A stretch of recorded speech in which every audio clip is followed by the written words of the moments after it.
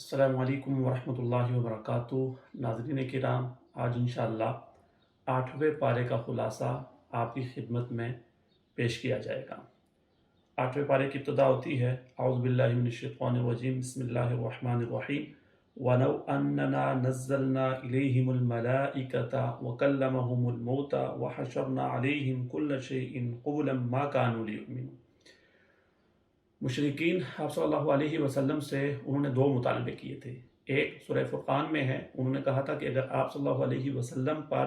फ़रिश्ता नाजिल हो आपके साथ, वो भी आए तो हम मान लेंगे। और दूसरा सूरह दुखान में आता है, उन्होंने कहा था कि हमारे आबो अजदाद को अगर आप ज़िंदा करके हमारे सामने ले आएँ तो फिर हम आपकी बात मान लेंगे।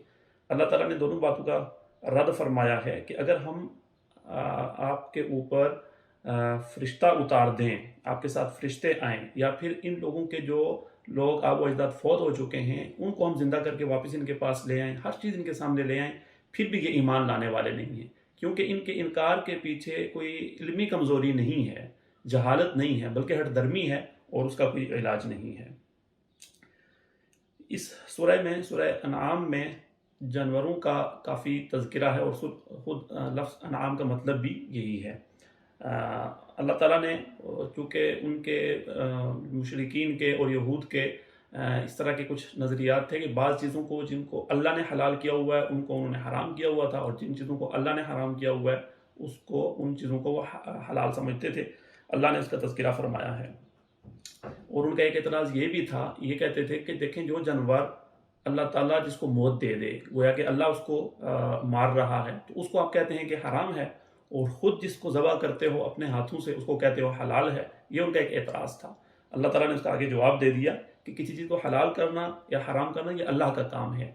अल्लाह ताला फरमा रहे हैं, फ़कुलू मिम्मा ज़ुकिर स्मुल्लाहि अलैहि इन कुंतुम बिआयातिहि मुमिनीन, कि जिस जानवर पर अल्लाह का नाम लिया जाए, अल्लाह का नाम लेके उसे ज़बह किया जाए, उसे तुम खा लो। वमा लकुम अल्ला ताकुलू मिम्मा ज़ुकिर स्मुल्लाहि अलैहि, और तुम्हें क्या हो गया है कि जिस जानवर पर अल्लाह का नाम लिया जाता है तुम उसे नहीं खाते हो।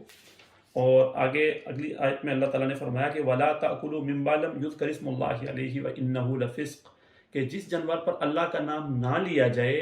उसको आपने नहीं खाना, वो हराम है। तो देखिए, यहाँ पे अल्लाह ताला ने उनके उस एतराज़ का जवाब ये नहीं दिया कि जिस जानवर को ज़बह किया जाता है उसका खून निकल जाता है, वो पाक हो जाता है, वो नुकसानदेह नहीं रहता, और जिस जानवर को ज़बह नहीं किया जाता खून उसमें रुक जाता है, नुकसानदेह है। अल्लाह ताला ने इन हिकमतों को बयान नहीं किया। सीधा सीधा अल्लाह ताला ने फरमा दिया कि जिस पर अल्लाह का नाम लिया जाए, जिसे ज़बह किया जाए वो हलाल है, वो खाएँ, और जिसे ज़बह ना किया जाए या जिस पर अल्लाह का नाम ना लिया जाए वो हराम है, उसे आपने नहीं खाना। इससे पता चलता है अल्लाह ताला ये फरमा रहे हैं कि ये मेरा हुक्म है, आपको समझ आए या समझ ना आए आप इस पर अमल करें। ये अलग बात है कि अल्लाह ताला के हुक्म में हिकमतें होती हैं, लेकिन ज़रूरी नहीं है कि हर हिकमत को बयान किया जाए या हिकमत को समझा जाए। इसके बाद अल्लाह ताला आगे एक और उसूल बयान फरमा रहे हैं, फ़मन युरिदिल्लाहु अन यहदियहु यशरह सदरहु लिल इस्लाम वमन युरिद अन युदिल्लहु यजअल सदरहु ज़य्यक़न हरजन, कि अल्लाह ताला जिसको हिदायत देना चाहते हैं उसके सीने को दीन के लिए खोल देते हैं, अपने मज़हब के लिए, इस्लाम के लिए खोल देते हैं। इंसान को शरह सदर हासिल हो जाता है कि ये सच है, मुझे इसको मानना चाहिए। और जिसकी हठधर्मी की वजह से अल्लाह ताला उसके दिल पर मोहर लगा देते हैं और उसे हिदायत नहीं देना चाहते, तो फिर अल्लाह ताला उसके दिल को बंद कर देते हैं, फिर उसे बात समझ नहीं आती। सूरह अनाम में अल्लाह ताला ने अपने तौहीद के मज़मून को बहुत ज़्यादा बयान फरमाया है, और साथ मुशरिकीन के जो बातिल नज़रियात थे और जो चीज़ें थी उनका रद्द भी खूब फरमाया है। अल्लाह ताला फरमाते हैं, वजअलू लिल्लाहि मिम्मा ज़रअ मिनल हर्थ वल अनआमि नसीबन फ़क़ालू हाज़ा लिल्लाहि बिज़अमिहिम व हाज़ा लिशुरकाइना, कि ये अपनी खेती के बारे में, जानवरों के बारे में कहते थे मुशरिकीन। इन्होंने अपने पास से बातें बनाई हुई थी कि ये हिस्सा वो अल्लाह ताला के लिए है और ये हिस्सा हमारे बुतों के लिए है, और जानवरों के बारे में भी ये था कि ये जानवर हमारे बुतों के लिए हैं, उनको छोड़ देते थे। अल्लाह ताला ने उसका रद्द फरमाया। इसी तरह से बाज़ जानवरों के बारे में इनका ये ख्याल था, कहते थे कि भाई ये जानवर हैं या इनसे जो बच्चे होंगे वो औरतों के लिए हलाल होंगे या औरतों के लिए हलाल नहीं होंगे, हमारे लिए हलाल होंगे। इस तरह की उन्होंने मनगढ़ंत तकसीम बनाई हुई थी, तो अल्लाह ताला ने उसको भी आगे खूब रद्द फरमाया है। फिर अल्लाह ताला ने अपनी तौहीद की निशानियाँ बयान फरमाई, वहुवल्लज़ी अन्शअ जन्नातिन मारूशात व गैर मारूशात व नखला व ज़रअ, अल्लाह ताला ने बागात बनाए जिसमें फल हैं और उसमें खजूरें हैं, खेतियाँ हैं, और जैतून के बारे में अल्लाह ताला ने, अनार, और इन सारी चीज़ों का अल्लाह ताला ने तज़किरा फरमाया। अल्लाह ताला अपनी कुदरत बता रहे हैं। इसके बाद چونکہ جانوروں کا بھی ذکر ہے تو آگے چونکہ یہود نے اور ان لوگوں نے کچھ چیزوں کو اپنے اوپر خود سے حرام کیا ہوا تھا، اور آپ صلی اللہ علیہ وسلم کو کہتے تھے کہ یہ چیزیں آپ پر بھی حرام ہونی چاہیے، آپ انہیں کیوں استعمال کرتے ہیں؟ جیسے یہود ان کے اوپر چربی حرام تھی تو مسلمانوں کو کہتے تھے کہ پھر آپ یہ چیزیں کیوں استعمال کرتے ہیں؟ آپ صلی اللہ علیہ وسلم کو اللہ تعالیٰ حکم دے رہے ہیں کہ آپ فرمائیے قُلْ لَا أَجِدُ فِي مَا أُوحِيَ إِلَيَّ مُحَرَّمًا عَلَىٰ طَاعِمٍ يَطْعَمُهُ إِلَّا أَن يَكُونَ مَيْتَةً، کہ ہمیں اپنی طرف سے چیزوں کو حرام نہیں کرتا، جو چیزیں اللہ نے حرام کی ہیں وہی حرام ہیں، جیسے مثال کے طور پر مردہ ہے یا بہتا خون ہے یا خنزیر کا گوشت ہے، یا پھر وہ جانور جس پر غیر اللہ کا نام لیا گیا ہو، غیر اللہ کے نام پر اسے ذبح کیا گیا ہو، تو اللہ تعالیٰ فرما رہے کہ یہ چیزیں حرام ہیں، میں اپنے پاس سے چیزوں کو حرام نہیں کرتا۔ وَعَلَى الَّذِينَ هَادُوا حَرَّمْنَا كُلَّ ذِي ظُفُرٍ وَمِنَ الْبَقَرِ وَالْغَنَمِ، آگے اللہ تعالیٰ بیان فرما رہے ہیں ان چیزوں کا مزید تفصیل کے ساتھ۔ اس کے بعد اللہ تعالیٰ نے آگے ایک اہم ایک رکوع ہے، اس میں بہت سارے احکام بیان فرمائے ہیں۔ قُلْ تَعَالُوا أَتْلُوا مَا حَرَّمَ رَبُّكُمْ عَلَيْكُمْ، آپ صلی اللہ علیہ وسلم کو حکم ہے کہ ان سے کہیے کہ آئیے میں آپ کو بتاتا ہوں کہ اللہ تعالیٰ نے کن کن چیزوں کو حرام کیا ہے۔ مثال کے طور پر اللہ تشرکوا باللہ شیئا، آپ نے اللہ کے ساتھ کسی کو شریک نہیں ٹھہرانا، وبالوالدین احسانا، والدین کے ساتھ آپ نے اچھا سلوک کرنا ہے، ولا تقتلوا اولادکم من املاق، یہ تنگ دستی اور مفلسی کے ڈر سے بھی مشرکین بچوں کو ذبح کر دیتے تھے، انہیں قتل کرتے تھے۔ فرمایا کہ ولا تقتلوا اولادکم من املاق، اس خوف سے بچوں کو قتل ہرگز نہ کرو، ان کو ہم رزق دیں گے، انہیں بھی اور تمہیں بھی۔ پھر فرمایا ولا تقربوا الفواحش ما ظهر منها وما بطن، بے حیائی کے بالکل قریب بھی نہیں جانا۔ ولا تقتلوا النفس التي حرم الله الا بالحق، اور کسی کو نہ حق بالکل قتل نہیں کرنا۔ ولا تقربوا مال اليتيم الا بالتي هي احسن، یتیم کے مال کو ہڑپ کرنے کی نیت سے نہیں لینا، یتیم کے مال کے نزدیک بھی نہیں جانا اس طرح کی نیت سے، اس طرح کے ارادے سے۔ وَأَوْفُوا الْكَيْلَ وَالْمِيزَانَ بِالْقِسْطِ، اور ناپ تول کو پورا پورا کرنا، اس میں کسی قسم کی کوئی کمی نہیں کرنا۔ وَإِذَا قُلْتُمْ فَعْدِلُوا وَلَوْ كَانَ ذَا قُرْبَىٰ، جب بات کرو تو انصاف کے ساتھ بات کرو، اگرچہ وہ اپنے کسی رشتہ دار کے بارے میں ہی ہو اور اس کے خلاف ہی جا رہی ہو۔ اس کے بعد حضرت موسیٰ علیہ السلام کے بارے میں اللہ تعالیٰ فرما رہے ہیں کہ ثُمَّ آتَيْنَا مُوسَى الْكِتَابَ تَمَامًا عَلَى الَّذِي أَحْسَنَ وَتَفْصِيلًا لِكُلِّ شَيْءٍ، اور آگے کہ حضرت موسیٰ علیہ السلام کو اللہ تعالیٰ نے کتاب دی تو آپ صلی اللہ علیہ وسلم کو بھی اللہ تعالیٰ نے کتاب دی۔ وَهَذَا كِتَابٌ أَنزَلْنَاهُ مُبَارَكٌ، اللہ تعالیٰ فرما رہے ہیں کہ یہ کتاب ہے برکت والی، فَاتَّبِعُوهُ، اس کی اتباع کرو تاکہ تم پر رحم کیا جائے، اور یہ اتمام حجت کے لیے تھا، تاکہ آگے فرمایا کہ أَن تَقُولُوا إِنَّمَا أُنزِلَ الْكِتَابُ عَلَى طَائِفَتَيْنِ مِن قَبْلِنَا وَإِن كُنَّا عَن دِرَاسَتِهِمْ لَغَافِلِينَ، کہ پہلے یعنی یہود و نصارہ پر تو اللہ تعالیٰ نے ان کے انبیاء جو ان کے پاس آئے تھے انہیں تو کتابیں دی تھی، تو ہمارے پاس کتاب کیوں نہیں ہے؟ تو فرمایا کہ آپ کو بھی آپ صلی اللہ علیہ وسلم کے ذریعے سے کتاب دے دی گئی ہے تاکہ تمہارا یہ اعتراض ختم ہو جائے کہ او تقولوا لو انا انزل علينا الكتاب لكنا اهدى منهم، کہ تم اگر کتاب نہ ہوتی تو یوں کہتے کہ اگر ہمیں بھی کتاب دی جاتی تو پھر ہم ان سے بھی زیادہ ایمان لانے والے ہوتے، تو اب تمہیں کتاب دے دی گئی ہے تاکہ تمہارا یہ عذر بھی ختم ہو جائے۔ آپ صلی اللہ علیہ وسلم آگے فرما رہے ہیں اللہ تعالیٰ کے حکم سے کہ قل اننی ہدانی ربی الی صراط مستقیم، کہ میرے رب نے مجھے سیدھی راہ دکھا دی ہے، اور پھر فرمایا کہ قل ان صلاتی نسکی ومحیای ومماتی للہ رب العالمین، میری نماز، میری قربانی، میرا جینا مرنا وہ سب اللہ کے لیے ہے، لا شریک لہ، اللہ تعالیٰ کا کوئی شریک نہیں ہے۔ اس کے بعد سورہ اعراف شروع ہوتی ہے، اور سورہ اعراف کے شروع میں حضرت آدم علیہ السلام اور جو شیطان کا مشہور جو واقعہ ہے اللہ نے اس کو بڑی تفصیل سے بیان فرمایا ہے، اور اس سے پہلے بھی آ چکا ہے اور اگلی صورتوں میں بھی وہ آئے گا، جس کا خلاصہ یہی ہے کہ اللہ تعالیٰ نے شیطان کو کہا تھا کہ اسجدوا لآدم، آدم علیہ السلام کو سجدہ کرو، فسجدوا الا ابلیس، تمام فرشتوں کو یہ حکم تھا، سب نے سجدہ کیا لیکن ابلیس شیطان نے انکار کیا، اور ساتھ ایک وجہ بھی اس نے بیان کی من گڑت اپنی طرف سے، قال، پوچھا گیا اسے، قال ما منعک الا تسجد اذ امرتک، کہ بھئی جب میں نے تمہیں کہا ہے کہ سارے فرشتوں کو، حضرت آدم کو جب سارے فرشتوں کو کہا ہے کہ آدم کو سجدہ کرو، سب نے سجدہ کیا، تو تم کیوں سجدہ نہیں کرتے؟ تو اس نے کہا قال انا خیر منہ خلقتنی من نار وخلقتہ من طین، کہ میں آدم سے بہتر ہوں، آدم کو تو آپ نے مٹی سے پیدا کیا ہے اور مجھے آگ سے پیدا کیا۔ پھر اللہ تعالیٰ نے فرمایا قال فاہبط منہا فما یکون لک ان تتکبر فیہا فاخرج انک من الصاغرین، کہ تو نے تکبر کیا ہے، میری بات کو نہیں مانا، نکل جا یہاں سے۔ تھا بہت شیطان تھا، اور اس نے اللہ تعالیٰ سے کہا کہ قال انظرنی الی یوم یبعثون، اس وقت بھی اس نے کہا جب اللہ تعالیٰ غضب میں تھے پھر بھی اس نے اللہ تعالیٰ غصے میں تھے اس وقت بھی اس نے کہا کہ آپ مجھے مہلت دیجئے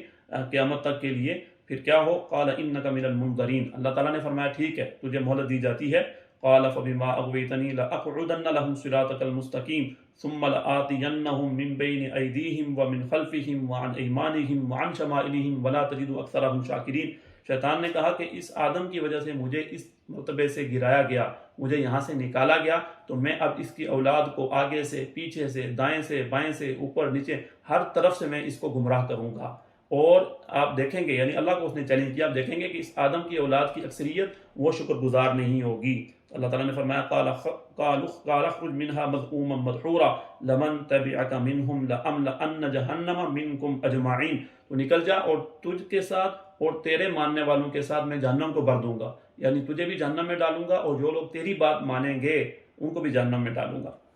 اس کے بعد اللہ تعالیٰ نے حضرت آدم علیہ السلام کو فرمایا وَيَا آدَمُ اسْكُنْ أَنْتَ وَزَوْجُكَ الْجَنَّةَ فَكُلَا مِنْ حَيْثُ شِئْتُمَا، کہ جنت میں رہو، جو تمہارے جی میں آئے کھاؤ پیو عیاشی کرو، وَلَا تَقْرَبَا هَٰذِهِ الشَّجَرَةَ، البتہ اس ایک درخت کے پاس نہیں جانا، فَتَكُونَ مِنَ الظَّالِمِينَ، اگر آپ نے ایسا کیا تو پھر آپ ناانصافی کرنے والوں میں سے ہوں گے، ظلم کرنے والوں میں سے ہوں گے۔ پھر کیا ہوا؟ شیطان نے حضرت آدم علیہ السلام کو وہاں ورگلایا اور فوسوس لہما الشیطان لیبدی لہما ما وری عنہما من سوآتہما، کہ ان کو اس نے ورگلایا اور انہوں نے شیطان نے ان کو کہا کہ وقال ما نہاکما ربکما عن هذه الشجرة الا ان تکونا ملکین او تکونا من الخالدین، اس طرح سے ان کو غلط پٹی پڑھائی کہ آپ کو تو اس وجہ سے منع کیا گیا ہے کہ یہ چیز نہیں کھانا کہ اگر آپ کھائیں گے تو پھر آپ ہمیشہ ہمیشہ رہیں گے، اور اس طرح سے حضرت آدم علیہ السلام نے غلطی سے وہ درخت یا وہ جو چیز تھی وہ کھا لی، تو پھر اللہ تعالیٰ نے فرمایا کہ میں نے وَنَادَاهُمَا رَبُّهُمَا أَلَمْ أَنْهَكُمَا عَنْ تِلْكُمَا الشَّجَرَةِ وَأَقُلْ لَكُمَا إِنَّ الشَّيْطَانَ لَكُمَا عَدُوٌّ مُّبِينٌ، کہ آدم میں نے آپ کو کیا کہا نہیں تھا کہ اس چیز کے پاس نہیں جانا، اور یہ کہ یہ جو شیطان ہے تمہارا دشمن ہے، اس کی بات میں نہیں آنا۔ حضرت آدم علیہ السلام فوراً نادم ہو کے اللہ تعالیٰ کی طرف رجوع کر لیا، اپنی غلطی کو تسلیم کر لیا، اور فرمایا قَالَ رَبَّنَا ظَلَمْنَا أَنفُسَنَا وَإِن لَّمْ تَغْفِرْ لَنَا وَتَرْحَمْنَا لَنَكُونَنَّ مِنَ الْخَاسِرِينَ، کہ ہم نے اپنے اوپر ظلم کیا ہے، زیادتی کی ہے، یا اللہ اگر آپ نے ہمیں معاف نہیں کیا تو ہم تو نقصان اٹھانے والوں میں سے ہوں گے۔ اللہ تعالیٰ نے توبہ قبول فرما لی اور فرمایا کہ قَالَ اهْبِطُوا بَعْضُكُمْ لِبَعْضٍ عَدُوٌّ، اب آپ جائیے زمین پر، لیکن کیا ہوگا کہ آپ کی جو اولاد ہوگی وہ ایک دوسرے کے دشمن ہوں گے، ایک دوسرے کے ساتھ ان کی مخالفت چلتی رہے گی۔ اس کے بعد حضرت آدم علیہ السلام کو پھر اللہ تعالیٰ مخاطب فرما رہے یا بنی آدم قد انزلنا علیکم لباسا یواری سوآتکم وریشا، لباس کے بارے میں فرمایا، لباس کے دو جو مقاصد ہیں وہ بیان فرمائے کہ ایک تو اس کا مقصد یہ ہوتا ہے لباس کا کہ آپ کے سطر کو چھپائے، آپ کے جسم کے وہ حصے جنہیں چھپانا لازم ہے، لباس کا پہلا مقصد یہ ہوتا ہے کہ ان حصوں کو چھپایا جائے، اور دوسرا اس کا مقصد ہوتا ہے زینت۔ تو لباس جب بھی ہم استعمال کریں اس میں یہ ایک بات ضرور ہونی چاہیے کہ وہ ہمارے جسم کو چھپائے، اور ہمارا جو سطر ہے وہ نہ تو اس سے نظر آئے، لباس اتنا پتلا ہو کہ نظر آئے، اور نہ ہی اتنا چست اور ٹائٹ ہو کہ جو اعضاء ہیں ان کی بالکل بناوٹ واضح طور پر نظر آتی ہو، اس سے بچنا چاہیے، اور کوشش یہ کرنی چاہیے کہ لباس ایسا ہو جو خوبصورت بھی لگے۔ فرمایا کہ وہ لباس تقویٰ ذالک خیر، تاہم جو تقویٰ کا لباس ہے وہ سب سے بہتر ہے۔ اور پھر فرمایا یا بنی آدم لا یفتننکم الشیطان کما اخرج ابویکم من الجنہ، انسانوں کو کہا جا رہا ہے، بنی آدم کو کہا جا رہا ہے کہ شیطان تمہیں دھوکے میں نہ ڈالے، جس نے تمہارے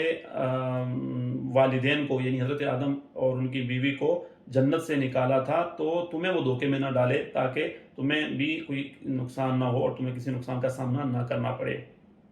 اس کے بعد چونکہ مشرکین مکہ وہ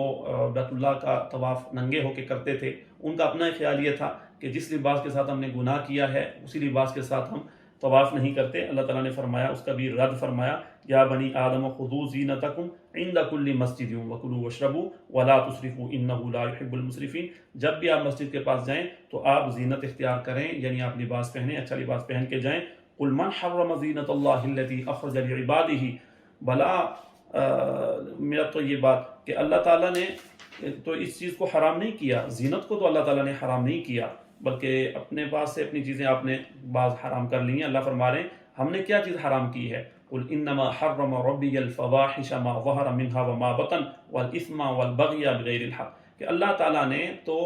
برائی کو، بے حیائی کی چیزوں کو، اور گناہ کو، اور ظلم اور زیادتی کو، اور شرک کو، ان چیزوں کو اللہ تعالیٰ نے حرام کیا ہے، یا وہ بات آپ کریں جس کا آپ کو علم نہیں ہے، اللہ تعالیٰ نے تو ان چیزوں سے منع کیا ہے۔ اس کے بعد آگے اللہ تعالیٰ فرما رہے ہیں جہنم کا تذکرہ ہے ان الذین کذبوا بآیاتنا واستکبروا عنها لا تفتح لهم ابواب السماء ولا يدخلون الجنہ حتی یلج الجمل فی سم الخیاط۔ اللہ تعالیٰ نے کیا مثال دی قرآن مجید کے اندر۔ اللہ تعالیٰ فرماتے ہیں کہ جس نے ہماری آیات کا انکار کیا، جس نے پھر تکبر کیا، اس کے لیے رحمت کے دروازے نہیں کھولے جائیں گے، وہ شخص جنت میں داخل نہیں ہوگا۔ ایسے لوگ جنت میں نہیں جائیں گے یہاں تک کہ اونٹ سوئی کے ناکے سے گزر جائے، یعنی جس طرح سے وہ محال ہے اس طرح سے ان کو بھی جنت میں داخلہ نہیں ملے گا۔ آگے اس کے مقابلے میں مسلمانوں کا تذکرہ ہے والذین آمنوا وعملوا الصالحات لا نکلف نفسا الا وسعها اولئک اصحاب الجنت هم فیہا خالدون۔ ایمان والے، نیک اعمال کرنے والے، اللہ تعالیٰ فرما رہے ہیں کہ ہم ان کو جنت میں داخل فرمائیں گے۔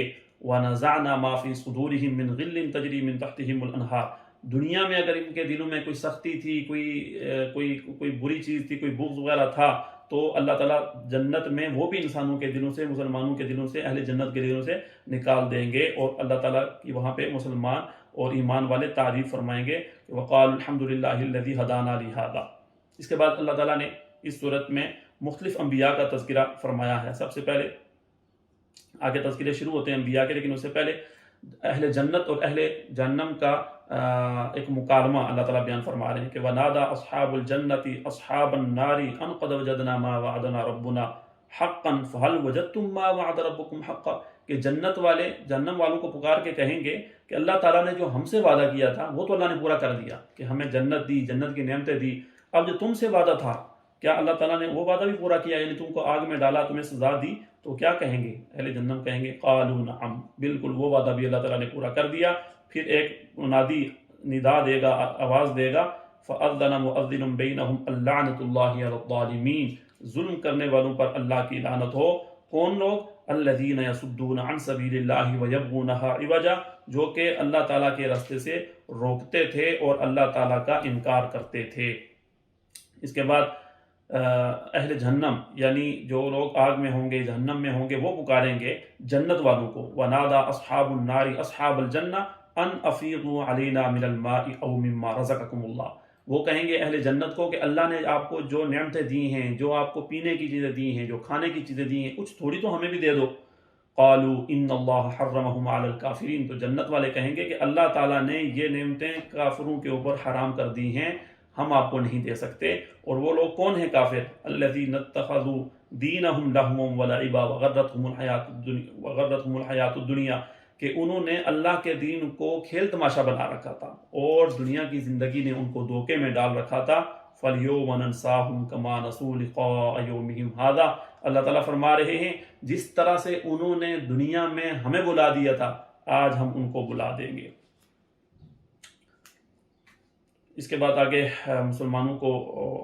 اللہ تعالیٰ فرما رہے ہیں کہ ان ربکم اللہ الذی خلق السماوات والارض فی ستۃ ایام ثم استوى علی العرش، اللہ اپنی نعمتیں گنوا رہے ہیں، اپنی قدرت۔ اللہ نے آسمانوں کو پیدا کیا، زمین کو پیدا کیا 6 دن میں، اور یغشی اللیل النہار یطلبہ حثیثا والشمس والقمر، رات دن، سورج چاند ستارے اللہ تعالیٰ نے یہ مسخر کر دی انسانوں کے لیے۔ الا لہ الخلق والامر تبارک اللہ رب العالمین، مسلمانوں کو آگے حکم ہے، اہل ایمان کو ادعوا ربکم تضرعا وخفیا، اللہ تعالیٰ کو پکارو عاجزی کے ساتھ اور آہستہ آہستہ۔ یہ ایک ادب بھی ہے دعا کا کہ اس میں بہت انسان عاجزی دکھائے اللہ تعالیٰ کو، اور خاموشی کے ساتھ اللہ تعالیٰ کے ساتھ مکالمہ کرے، اللہ تعالیٰ سے مانگے۔ وَلَا تُفْسِدُوا فِي الْأَرْضِ بَعْدَ إِصْلَاحِهَا وَادْعُوهُ خَوْفًا وَطَمَعًا، کہ زمین میں اس کی اصلاح کے بعد فساد مت پھیلاؤ، اور اللہ تعالیٰ کو پکارتے رہو خوف کے ساتھ اور امید کے ساتھ۔ یہی انسان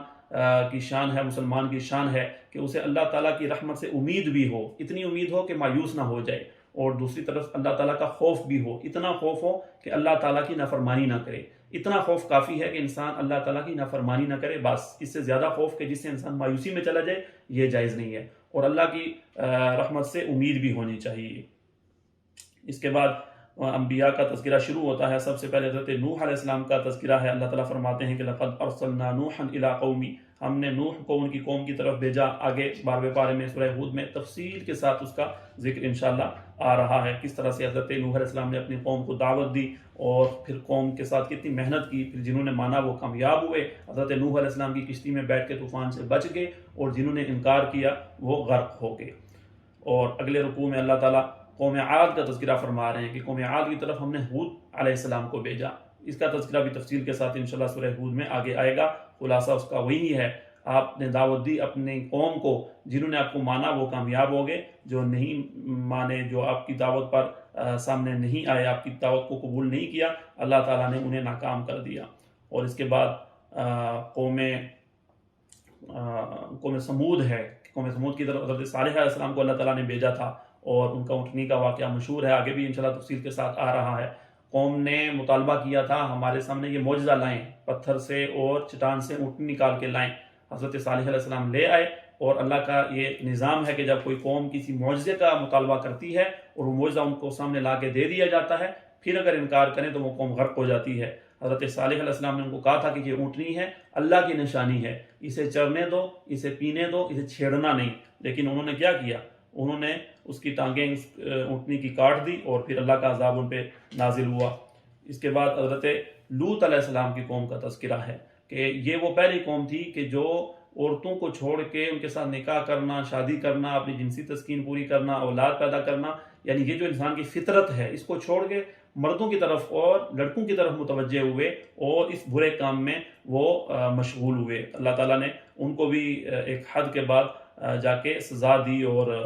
وہ بھی غرق ہوئے. اور آخر میں اللہ تعالیٰ حضرت شعیب علیہ السلام کا تذکرہ فرما رہے ہیں. وَإِلَىٰ مَدْيَنَ أَخَاهُمْ شُعَيْبًا. حضرت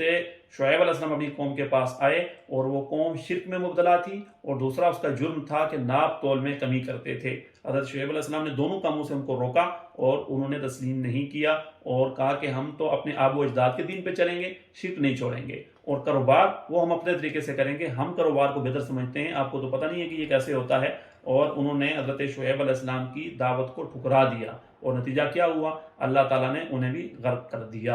اللہ تعالیٰ سے دعا ہے جو کچھ کہا اس کو اللہ تعالیٰ سمجھنے کی توفیق عطا فرمائے، کمی پیشی کو اللہ تعالیٰ معاف فرمائے، اور اس قرآن کو اللہ تعالیٰ ہمیں اپنے دلوں میں اتارنے اور اس کے مطابق عمل کرنے کی توفیق عطا فرمائے. وآخر دعوانا ان الحمدللہ رب العالمین. اگر آپ کو ہماری ویڈیو پسند آئی ہے تو ویڈیو کو لائک کریں، چینل کو سبسکرائب کریں، اور بیل آئیکن پر ضرور کلک کریں تاکہ ہر آنے والی ویڈیو آپ کو بر وقت